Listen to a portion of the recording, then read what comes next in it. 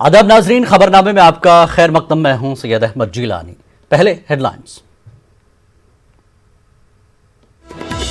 बिहार के मुजफ्फरपुर में नाबालिग तालिबा की इज्तिमाई आबरूरेजी, इज्तिमाई इस्मत रेजी के बाद मुलजमीन ने मुतासरा का किया कातिल। लाश को जलाने और शवाहिद मिटाने की कोशिश। मुकदमा दर्ज, पुलिस मुलजमीन की कर रही है तलाश। पटना के रूपेश सिंह कत्ल मामले में तेज हुई तफ्तीश। एयरपोर्ट से लेकर शास्त्री नगर तक हर सीसीटीवी खंगाल रही है पुलिस। जल्द सुराग मिलने की उम्मीद। तेजस्वी ने मांग नीतीश से इस्तीफे की।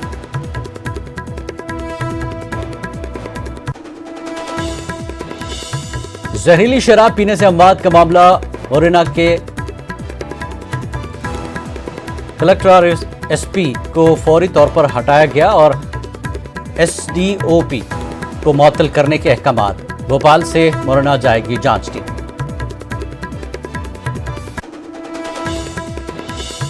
सुप्रीम कोर्ट ने रियासतों और यूटी को दी हिदायत। आंगनबाड़ी खिदमात के आगाज के ताल्लुक से 31 जनवरी तक लेंगे फैसला। कंटेनमेंट जोन इससे मुस्तस्ना रहेंगे।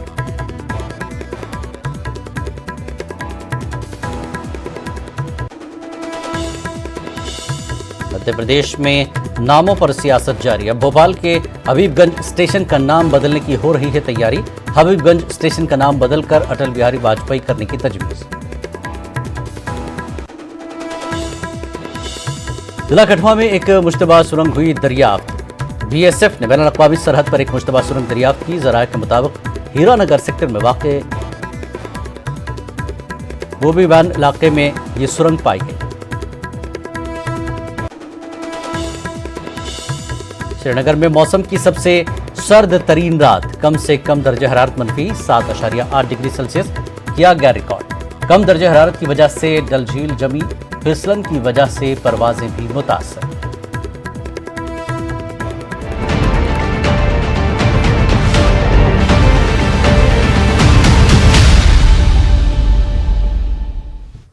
बिहार के मुजफ्फरपुर में नाबालिग तालिबा की इज्तिमाई इस्मत रेजी का मामला रोशनी में आया है। गांव के 4 जवानों पर आबरू रेजी और कत्ल का इल्जाम है। लड़की के घर वालों ने मुकदमा दर्ज कराया है।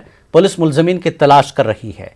ज़राए के मुताबिक सितंबर से मुलजमीन तालिबा को ब्लैकमेल कर रहे थे। 3 जनवरी को मुलजमीन मुतासरा के घर में घुस गए और दरिंदगी की और उसे मार डाला। मुलजमीन ने लाश को जलाने और शवाहिद मिटाने की भी कोशिश की। 6 जनवरी को लड़की के वालिद पंजाब से मुजफ्फरपुर पहुंचे और उन्होंने साहबगंज थाना में मुकदमा दर्ज कराया। पुलिस मुलजमीन की तलाश कर रही है। 5 तारीख को उसको लोग यहाँ से ले गए 2 व्यक्ति और वहाँ ले जाकर उसके साथ गलत किया। उसका फोटो खींचा और उसको धमकी दिया कि यदि तुम किसी को बताएगी तो तुम्हारा हत्या कर देंगे। 3 तारीख को हम घर पर नहीं थे, हम बगल के चाचा के घर पर थे, तो वो लोग आए, उसके साथ गलत किया, उसको मार कर आग लगा दिया। और जब हम आए घर पर, अंदर से केवाड़ी बंद था, हम खोलने का प्रयास किए तो वो लोग खोले और खोलते आग सहित लोग लेके चला गया लाश को और हमको धमका के गया, इस बारे में अगर तुम किसी को बताई तो तुम्हारा भी यही हाल करेंगे। मेरे बच्चे को जला के मुआ दिया गया, उसके साथ दुष्कर्म हुआ है। अन्याय चाहिए, मेरे को न्याय चाहिए। न्याय चाहिए। फोटो वायरल किया है लोग, वीडियो कॉल से इसको संपर्क किया जाए कि वो कॉल को निकाला जाए, जो हमारा न्याय मिले। और पटना में इंडिगो के स्टेशन हेड रूपेश सिंह के कत्ल का मामला गरमा गया है। रूपेश सिंह का कातिल कौन है, ये पता लगाना पुलिस के लिए एक चैलेंज बन गया है। अपोजिशन ने बिहार में नज़्म-नस्क की सूरत हाल को इंतहाई बदतर बताया है और आरजेडी लीडर तेजस्वी यादव ने नीतीश कुमार से इस्तीफे का मुतालबा किया है। वाज़ेह है कि कल पटना में जराइम पेशा के जरिए इंडिगो के स्टेट हेड रूपेश सिंह को अपार्टमेंट में दाखिल होकर कत्ल कर दिया था।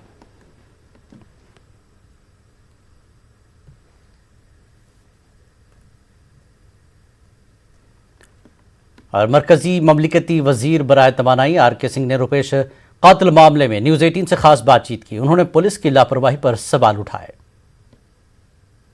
ऊर्जा मंत्री और बीजेपी के वरिष्ठ नेता आर.के. सिंह से, सर, जिस तरह से पटना में हत्या हो जाती है इंडिगो के स्टेट हेड की, कैसे देख रहे हैं इस घटनाक्रम को, चूंकि कानून व्यवस्था को लेकर के लगातार सवाल खड़े हो रहे हैं? यह सवाल तो पैदा करता है। बहुत ही गंभीर बात है, एक इंडिगो का स्टेट हेड का हत्या हो जाना। और बहुत ही वो लड़का बहुत ही पॉजिटिव था, कोई भी जाते थे पैसेंजर्स, हम लोग को याद है, तो तुरंत आकर के सहायता वगैरह करता था। यह पटना पुलिस पर सवालिया निशान खड़ा करता है एकदम, बिल्कुल साहब ये निकम्मापन पुलिस का दर्शाता है। मैं तो यही कहूँगा, वहाँ पर आसपास जरूर चेक पोस्ट रहा होगा, जरूर नाका रहा होगा। वो लोग कर क्या रहे थे? सरे शाम कैपिटल में हत्या हो जाए, यह बड़े शर्म की बात है, पटना पुलिस के लिए शर्म की बात है। और मुझे तो लगता है कि उस क्षेत्र के जो भी पदाधिकारी लोग हैं उनको तो निलंबित कर दिया जाना चाहिए। इतनी हिम्मत बढ़ जाए क्रिमिनल्स की कि सरेशाम पटना में, वो भी सेंट्रल पटना में, पुनाईचक में, विकास भवन के पीछे इस प्रकार की हत्या हो जाए, इस पर स्ट्रॉन्ग रिएक्शन आवश्यक है। ये जो उस आसपास के इलाके में संबंधित पुलिस पदाधिकारी की ड्यूटी रही होगी उनको सस्पेंड कर दिया जाना चाहिए और ये इंक्वायर करना चाहिए कि किस प्रकार, कहाँ से इस तरह का लापरवाही वहाँ के लोकल पुलिस ऑर्गेनाइजेशन में हुआ। हम तो यह भी चाहेंगे कि इन्वेस्टिगेशन तेज़ी से हो और प्रोफेशनल इन्वेस्टिगेशन हो, ताकि पता चले कि कौन हत्यारे हैं। सबसे बड़ा सवाल सर यही है कि मुख्यमंत्री लगातार समीक्षा बैठक कर रहे हैं। नई सरकार बनने के बाद जब कानून व्यवस्था पर सवाल खड़े हुए तो लगातार पुलिस महकमे की समीक्षा बैठक कर रहे हैं, उसके बावजूद भी अपराधियों पर लगाम नहीं लगाया जा सका है। आखिर क्या खौफ क्यों नहीं पैदा हो रहा है अपराधियों में? नहीं, इसलिए मैं कह रहा हूँ ना, इसलिए मैं कह रहा हूँ कि आपको अकाउंटेबिलिटी फिक्स करना होगा। इसके लिए जो भी उस क्षेत्र के लिए रिस्पॉन्सिबल थे उस पर अकाउंटेबिलिटी फिक्स कीजिए, तब जा कर के होगा, और उस पर प्रोसीडिंग्स प्रारंभ कीजिए, तब जा कर के होगा। किस तरह की जांच की जरूरत है? जो सवाल है कि क्या सीबीआई जांच होगी या बड़े एजेंसी से जांच कराई जाए इस मुद्दे? नहीं, देखिए ये इन्वेस्टिगेशन का सवाल है। हालांकि प्रोफेशनल इन्वेस्टिगेशन करने वाले पुलिस पदाधिकारी अब बहुत कम ही रह गए हैं, लेकिन प्रोफेशनल इन्वेस्टिगेशन अगर होगा तो तुरंत मेरे ख्याल से डिटेक्ट हो जाएगा। आखिर में एक सवाल सर, यूपी से तुलना की जा रही है बिहार की। जब योगी आदित्यनाथ ने अपने कमान अपने हाथों में ली, उसके बाद काफ़ी हद तक अपराध पर नियंत्रण लगा, जो जिस तरह की उनकी शैली रही है, तो लोग यूपी से बिहार की तुलना कर रहे हैं। क्या यूपी में कानून पर अगर लगाम लग सकता है, क्या उसी तरह के एक्शन की जरूरत है बिहार में भी? देखिए साहब, अपराध पर तो लगाम लगाया जा सकता है, उसके लिए कड़ाई करने की ज़रूरत होगी। और ये डीजीपी को, अपना महकमा को थोड़ा सा और पुलअप करना होगा, और थोड़ा सा नहीं पुलअप करना होगा, काफ़ी पुलअप करना होगा। Thank you. चलिए, बहुत बहुत धन्यवाद। तो ये थे केंद्रीय मंत्री आर.के. सिंह। कैमरामैन अपू पाठक के साथ अमितेश, न्यूज 18 दिल्ली। मध्य प्रदेश के मोरना में जहरीली शराब से अमवात मामले को लेकर वजीर आला शिवराज सिंह ने आला हुक्काम की अहम मीटिंग तलब की थी, जिसमें कई अहम फैसले लिए गए हैं। मोरना के कलेक्टर और एसपी को फौरी तौर पर हटाया गया, जबकि एसडीओपी को मुअत्तल करने के अहकामात जारी किए गए। साथ ही यह फैसला भी लिया गया कि एक जांच टीम भोपाल से मोरना जाएगी। वाज़ेह है कि कल जहरीली शराब पीने से अब तक 20 लोगों की मौत हो चुकी है। वहीं जहरीली शराब पीने से बीमार होने वाले मुतादिद लोगों का ग्वालियर के जयरोग अस्पताल में इलाज जारी है।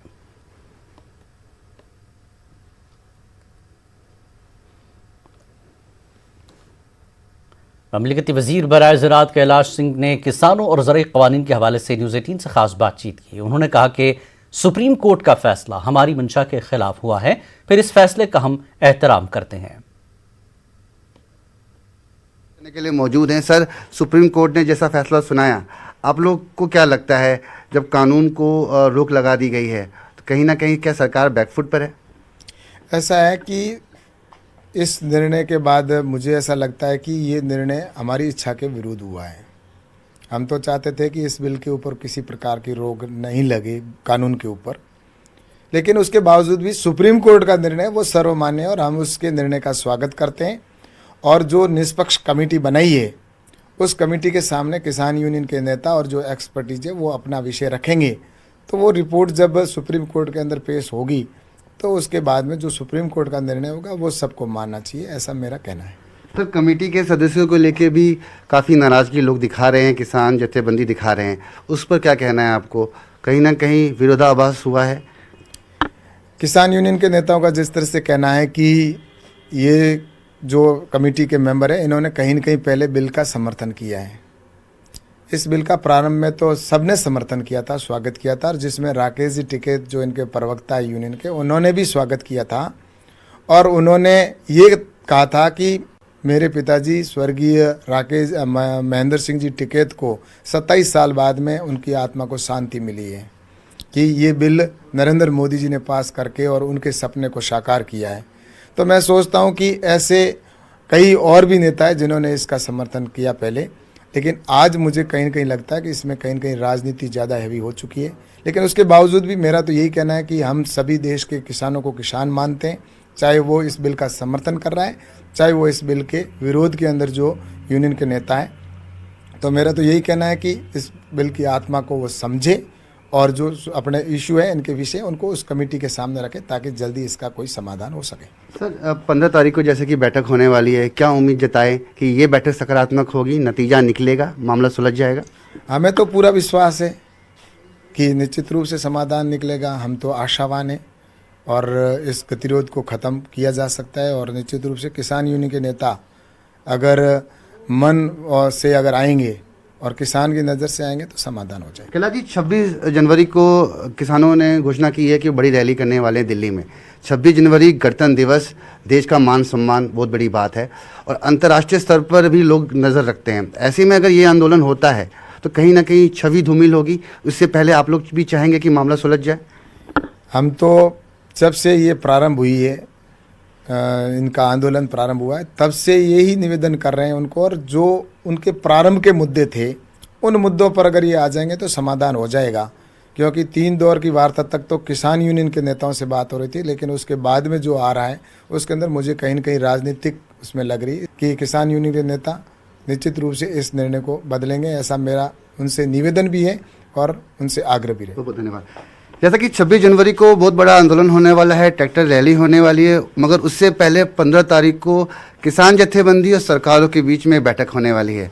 उम्मीद करते हैं बैठक सकारात्मक होगी, वरना किसानों को कहना है कि ये आंदोलन यूं ही बदस्तूर जारी रहेगा। कैमरा पर्सन मुनमुन के साथ मैं रवि मिश्रा, न्यूज़ 18 नई दिल्ली।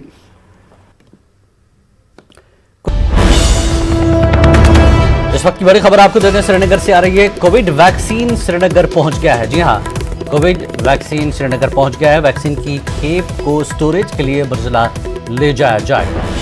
श्रीनगर से खबर है, कोविड वैक्सीन श्रीनगर पहुंच गया है और वैक्सीन की खेप को स्टोरेज के लिए बरजला ले जाया जाएगा। बड़ी खबर इस वक्त की। हमारे साथ परवेज, हमारे नुमाइंदे हमारे साथ जुड़ चुके हैं। परवेज, श्रीनगर से खबर आई कि वैक्सीन पहुंच गया है, कहां पहुंचाया जाएगा? बताया जा रहा है कि बरजला ले जाया जाएगा। क्या अपडेट आप दे रहे हैं परवेज?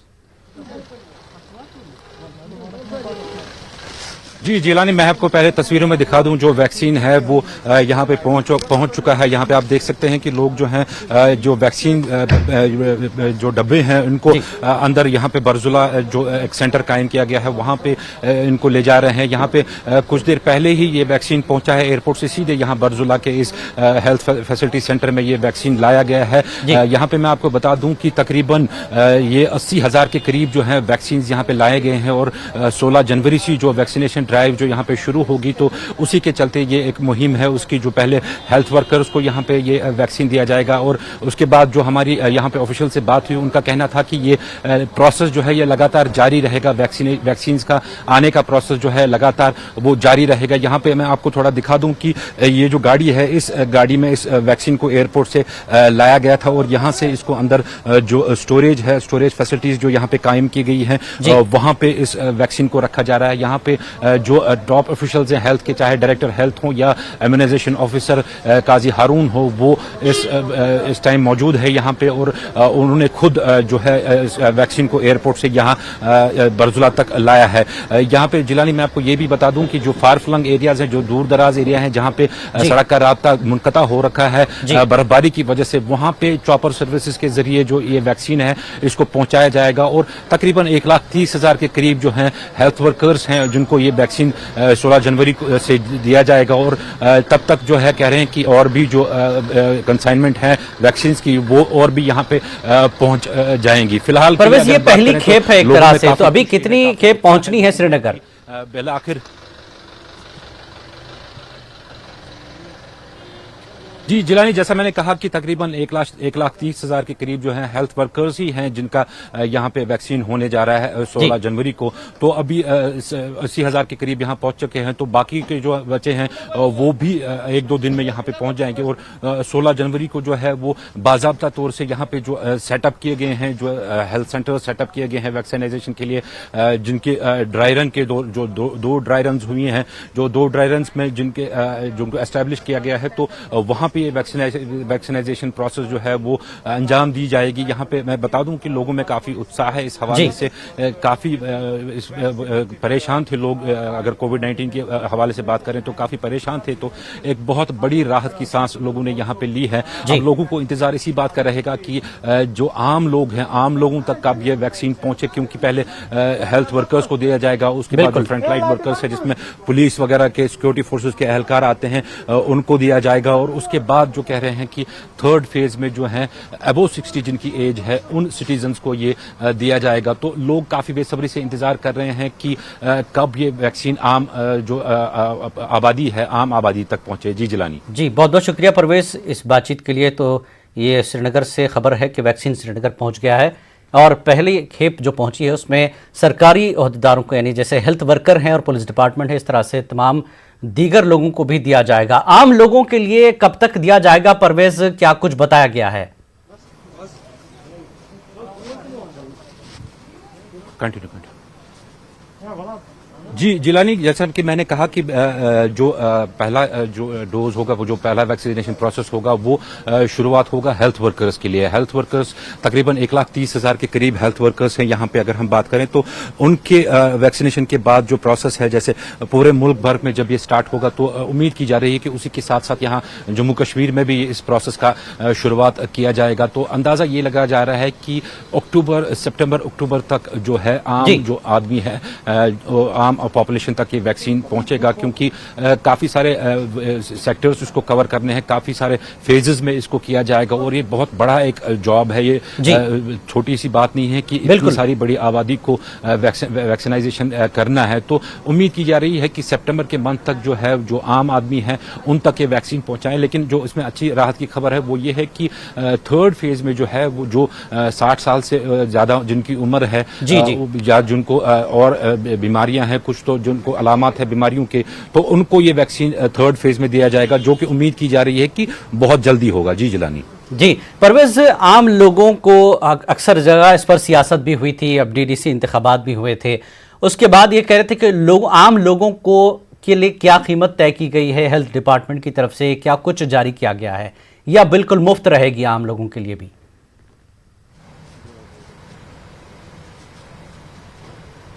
जी जिलानी, जैसा अभी तक हमें सुनने में आ रहा है कि जो पहले डोजेज हैं वो बिल्कुल मुफ्त रहेंगे, चाहे वो हेल्थ वर्कर्स के हवाले से बात करें या फिर जो फ्रंटलाइन वर्कर्स हैं जिसमें पुलिस वगैरह के आते हैं, तो ये जो डोजेज हैं ये बिल्कुल फ्री ऑफ कॉस्ट दिए जाएंगे। लेकिन उसके बाद जो इतलात आ रही हैं कि इसके बाद शायद इस वैक्सीन का थोड़ा प्राइस भी लगाया जाएगा। 200 के करीब बताया जा रहा है कि इसका प्राइस होगा, जो कि मिनिमल प्राइस है, एक आम आदमी अफोर्ड कर सकता है आराम से। अगर 200 के करीब भी इंजेक्शन ये मिल जाता है, वैक्सीन मिल जाता है लोगों को, तो मुझे नहीं लगता है ज्यादा कोई लोगों को इसमें दिक्कत होगी। हम अगर मार्केट के हवाले से बात करें तो बताया जाता है कि जब ये खुले मार्केट में ये वैक्सीन आएगा तो तकरीबन 1000 के करीब इसकी कीमत रहेगी, जो कि जो सीरम इंस्टीट्यूट ऑफ इंडिया का जो वैक्सीन है उसकी मैं बात कर रहा हूं यहाँ पे, तो कह रहे हैं कि 1000 के करीब इसकी कीमत रहेगी। लेकिन फिलहाल जो हमें इतला दी जा रही है, फिलहाल यही इतला है कि ये फ्री वैक्सीनेशन रहेगी आम लोगों के लिए भी, और जो कोविड वर्कर्स हैं या हेल्थ वर्कर्स हैं या फ्रंटलाइन वर्कर्स हैं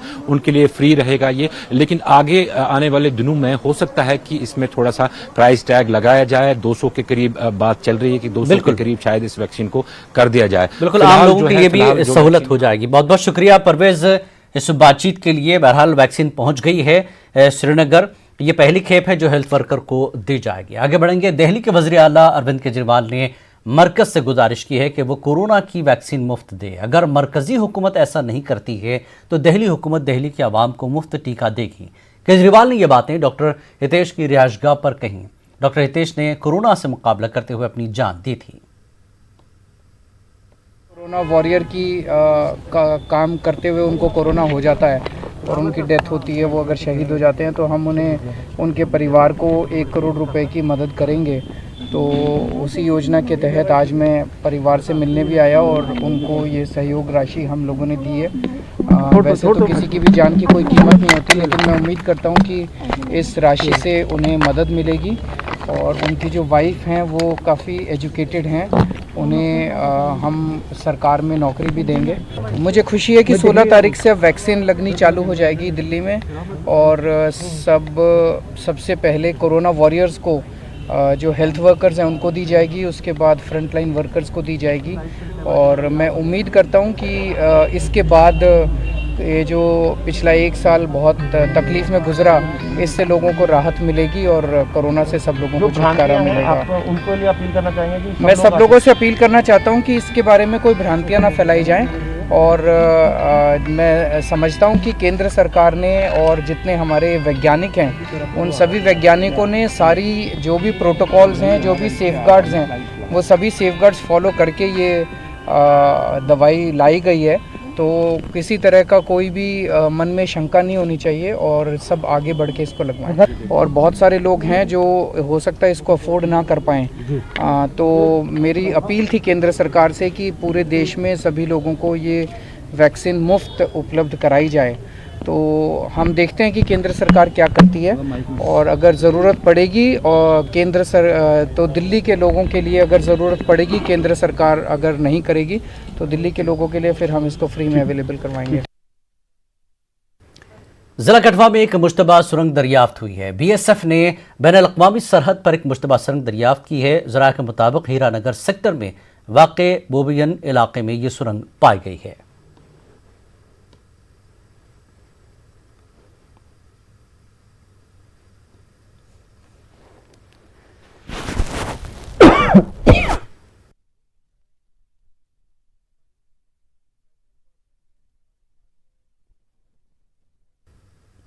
कर्नाटक काबीना की आज तौसी होगी। येडियुरप्पा काबीना में 7 नए अरकान शामिल किए जाएंगे। हलफ बर्दारी आज शाम 4 बजे राजभवन में होगी। सीपी योगेश्वर, आर शंकर, उमेश मुरुगेश नरानी, अरविंद लिंबावली और अंगारस को गवर्नर ओहदे और राजदारी का हलफ दिलाएंगे।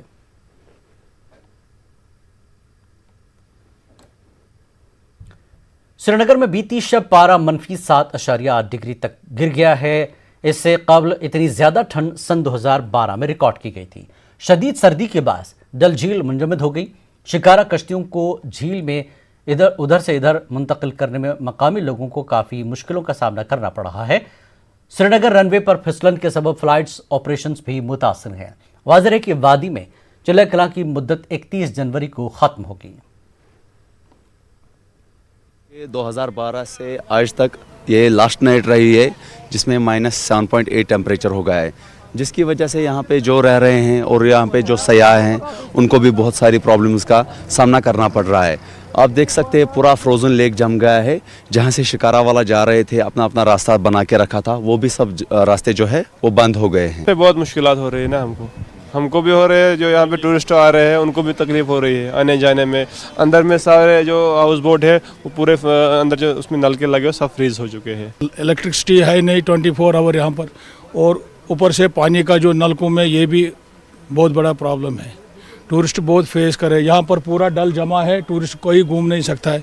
इसके लिए कोई सुविधा नहीं कि रास्ता निकालेंगे, कोई मशीन के साथ वो भी है नहीं यहाँ पर। श्रीनगर शहर आजकल सख्त सर्दी की लपेट में है। अगर हम बात करें, कल रात यहाँ पे जो टेम्परेचर है वो -7.8 तक चला गया, जो कि इस सीज़न की सबसे सर्द तरीन रात अभी तक बताई जा रही है। अगर हम बात करें इस माइनस टेम्परेचर की वजह से यहाँ जीडी डल के बेशतर हिस्से जो हैं वो मुंजमद हो गए थे, जम गए थे। यहाँ पे अगर हम बात करें, जो शिकारा वाले हैं उनको शिकारा निकालने और शिकारा इस झील में चलाने में काफ़ी दिक्कतों का सामना करना पड़ा। यहाँ जो किनारे हैं, किनारों से ही जो शिकारा वाले हैं वो अपना शिकारा ले जा रहे हैं, लेकिन जो बीच का पोर्शन है डल का वो पूरी तरह से जम गया है। अगर हम बात करें, जो आम लोगों को मुश्किलात का सामना इससे काफ़ी ज़्यादा है। जो सड़कें हैं, सड़कों पे जो पहले से ही बर्फ़ जमी थी, उसका जो पानी था वो जम गया सड़कों पे, जिसकी वजह से काफ़ी स्लिपरी रोड्स यहाँ पे हो गए और काफ़ी सारे एक्सीडेंट्स दिन भर यहाँ पे रिपोर्ट किए गए। अगर हम दूसरी ओर बात करें महकमे मौसमियात की, तो उनका कहना है कि अब